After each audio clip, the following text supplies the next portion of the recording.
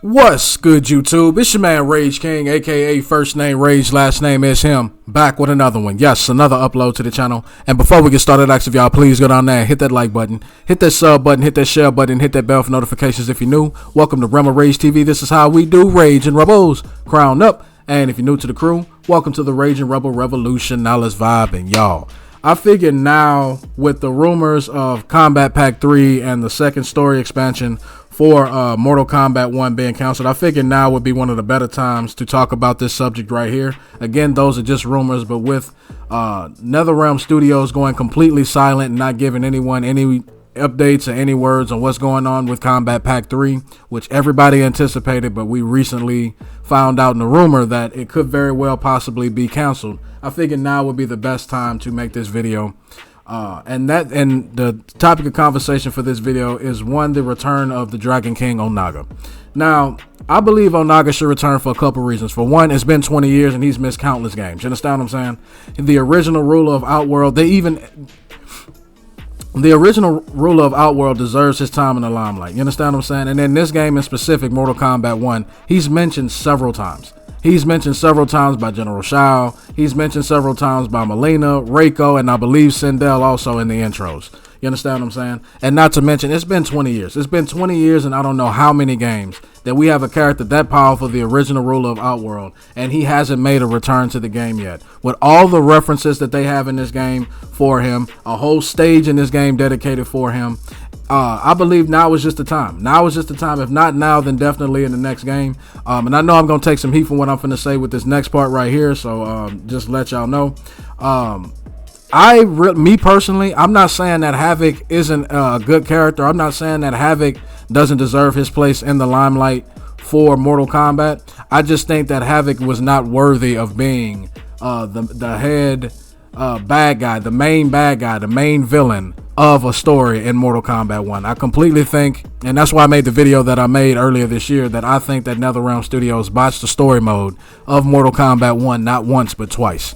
Because when you look at the ending of MK11, we could have got the Great Kung Lao story and how we got to bring the whole Mortal Kombat tournament to light. We could have gotten the Onaga return that everybody's been wanting, everybody's been asking for, but instead they gave us all the characters that we didn't ask for, all the DLC we didn't ask for, and just completely ignored the fact that you had an already established iconic character in the series ready to go and already ready to make his return. But me personally, again, this is not me personally attacking Havoc. I just don't think that Havoc was worthy of being the main villain of a Mortal Kombat story. He's been a jobber his entire existence. You understand what I'm saying? And now you're going to sit there and tell me he needs to be taken as seriously as ever. I just wasn't buying it. That's just me personally. That's my own personal preference of mine. I just wasn't buying it. And I think that Havoc being the main bad guy in the second story mode further ruined it. He did more harm to the second story and the story expansion than he did any good for it. And that's just my personal opinion. And with that being said, that me thinking that the Dragon King Onaga should make a return to the Mortal Kombat franchise, this is exactly how I would bring him back. And again, feel free to disagree and let me know if you disagree. This is how I would bring him back.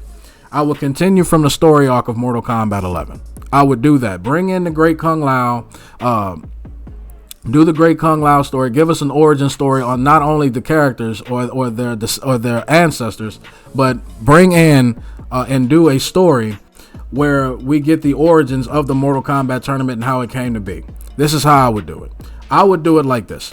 I would bring Onaga in. I would do the Kung Lao story, right? I would do the Great Kung Lao story, and with that, I would bring in a new cast of characters. I would bring in all the ancestors of the known and established Mortal Kombat characters that we've had in the lore for 30 years, and I would make them ancestors. Like we had the Combat Kids and MKX, I would do that, but with the older ancestors. You understand what I'm saying? That way you could have a guy like Shang Tsung, because he eats souls, so he's gonna pretty much live forever as long as he's got souls to feed on. You could have done Quan Chi, because you could have still had guys like Quan Chi. You could have had the father of Sub-Zero and Kuai Liang. You understand what I'm saying? You could have had, the ancestors of one Scorpion. You understand what I'm saying? You could have had a bunch of things that go on. You could have had a whole new cast of characters, a deeper story for people to get involved in, and a story that just quite possibly makes sense. I would have just done the Great Kung Lao story, and then have Onaga be the one really calling the shots for Shang Tsung. and have him be the one, have Goro, Kentaro, you understand what I'm saying? Have OG characters that are timeless within the Mortal Kombat lore. And I would have Onaga be the one calling the shots behind the scenes the entire time. So while the Great Kung Lao finally gets that victory over Goro, the plot twist would be, oh, you thought you won the champ, you thought you won Mortal Kombat, you thought that your realm was saved, but you got one more battle to fight. And then with the Great Kung Lao finally beating Goro instead of being killed by him, you bring out Onaga and they have a final showdown between the Great Kung Lao and Onaga. But that's just my opinion, man. Y'all let me know down in the comment section what y'all think about this. Would y'all like to see the return of Onaga? And if you do see the return of Onaga, would you like to see it in the way I described? Or do you think that they should just keep Onaga on the shelf? As long as y'all remain respectful and logical, we can have a conversation. But that's the end of my video. Hope y'all enjoyed. It's been a pleasure making it for you. And Rage King will catch you in the next one. Goodbye.